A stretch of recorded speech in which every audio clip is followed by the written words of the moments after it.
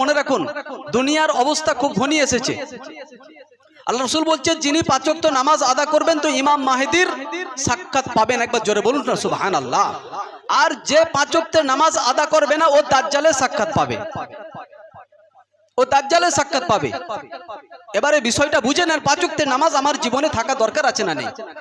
ইমাম মাহদির আগমন আর কত দেরি হতে পারে, দাজ্জালের আবির্ভাব আর কত দেরি হতে পারে, তাহলে 5 ওয়াক্তের নামাজটা আমার জীবনে প্রয়োজন আছে কি নেই এটা আমাকে 20 বার ভাবতে হবে, এটা আমাকে নিজেকে ভাবতে হবে।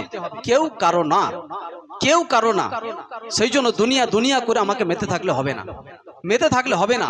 যেখানে আমাকে কোটি কোটি বছর থাকতে হবে, যেখানে আমাকে কোটি কোটি বছর থাকতে হবে, সেই জায়গার কথাটা আমাকে ভাবতে হবে।